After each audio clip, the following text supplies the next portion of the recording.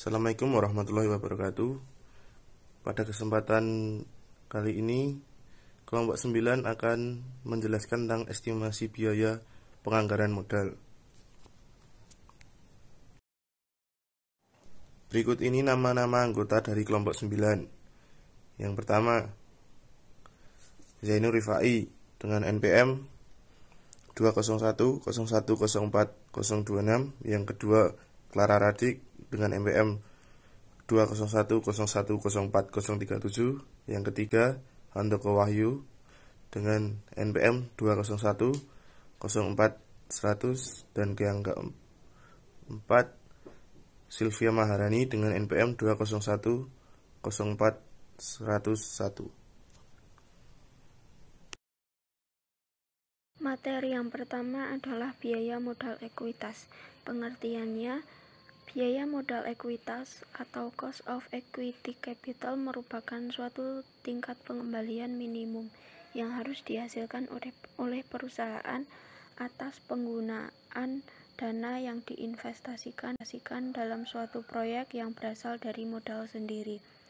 Pengukuran biaya modal ekuitas. Yang pertama, model penilaian pertumbuhan konstan atau Constant Growth Valuation Model.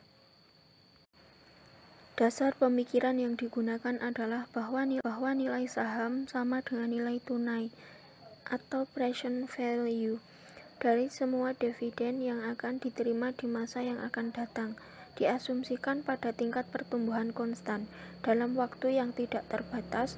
Model ini dikenal dengan sebutan Golden Model. Nilai saham biasa dengan pertumbuhan normal diformulasikan sebagai berikut.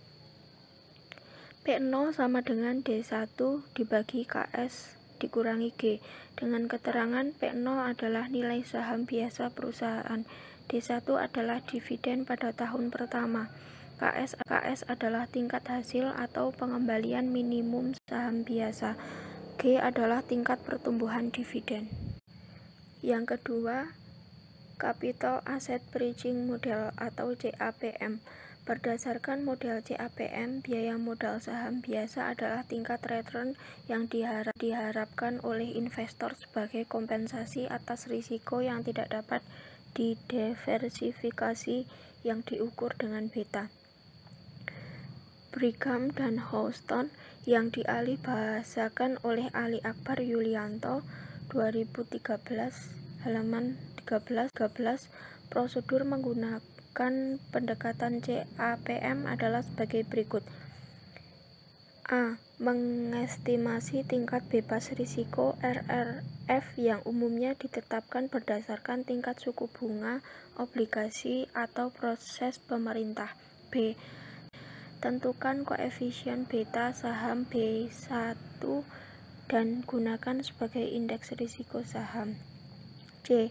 Mengestimasi perkiraan premi risiko pasar yang merupakan perbedaan antara rata-rata pengembalian yang diminta oleh investor atas saham dengan tingkat bebas risiko atau RM dikurangi RRF. D. Atau yang terakhir, melakukan substitusi nilai-nilai kebersamaan CAPM untuk mengestimasi tingkat pengembalian yang diminta atas saham. Dengan rumus RS sama dengan RRF ditambah RM dikurangi RRF dikali BI. Yang ketiga, model Olson. Model Olson digunakan untuk mengestimasi nilai perusahaan dengan berdasarkan pada nilai buku ekuitas ditambah dengan nilai tunai dari laba abnormal. Dengan rumus PT sama dengan YT plus sigma 1 ditambah R pangkat R ET XT plus 1 dikurangi RY R ditambah T sama dengan 1 dan seterusnya sampai 1 dengan batas R sama dengan 1 sampai T, dengan keterangan PT adalah harga saham pada periode T, YT adalah nilai buku per saham pada periode T, XT adalah laba per lembar saham, R adalah ekspektasi biaya modal ekuitas. Oke, yang selanjutnya estimasi beta.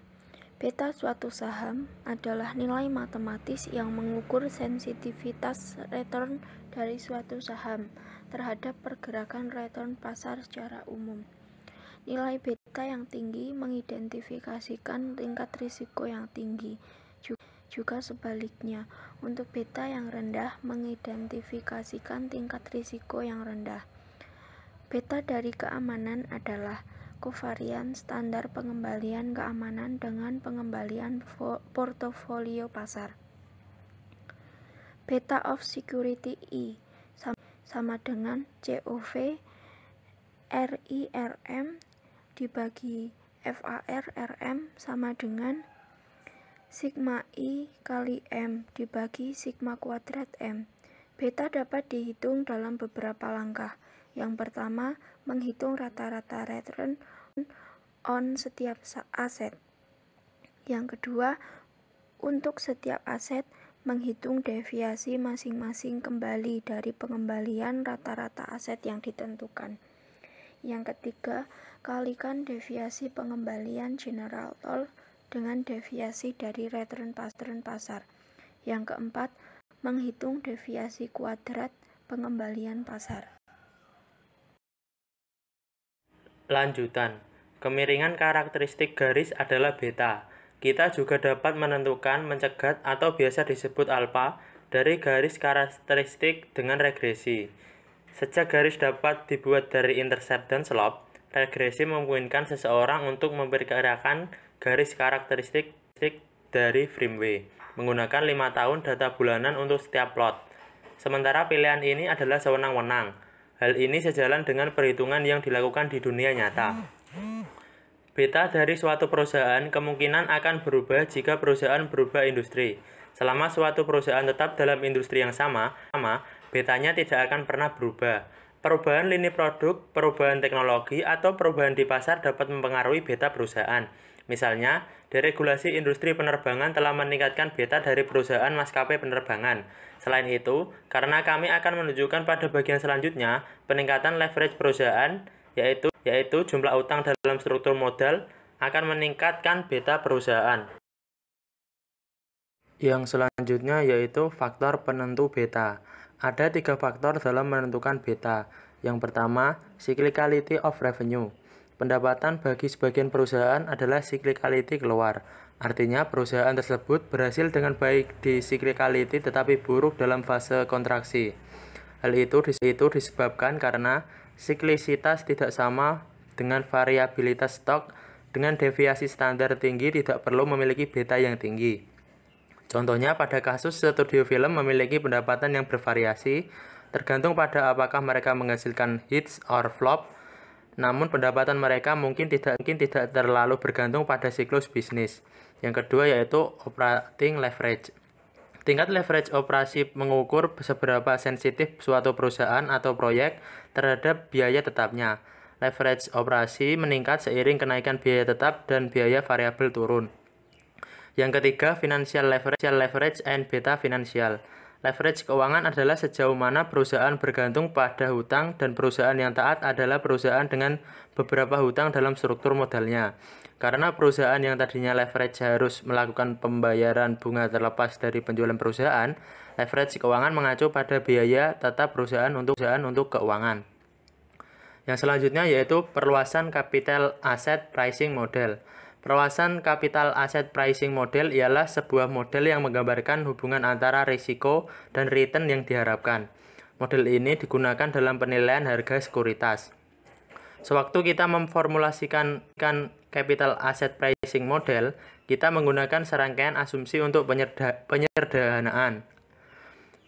Memang, dari sisi pengembangan model kita tidak perlu terlalu berkuku pada realistis tidaknya asumsi-asumsi yang dipergunakan, tetapi pada akurasi model tersebut memprediksikan keadaan yang sebenarnya. Selanjutnya kita akan membahas flotation cost.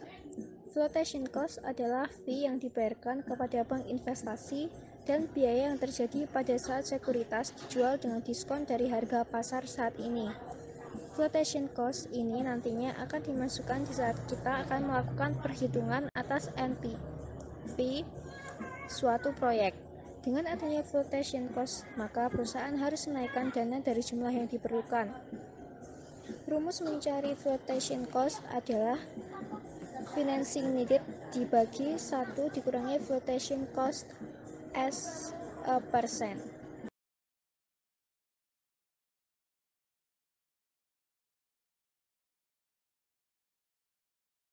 Sekian presentasi dari kelompok kami. Mohon maaf apabila masih ada banyak kekurangan. Terima kasih.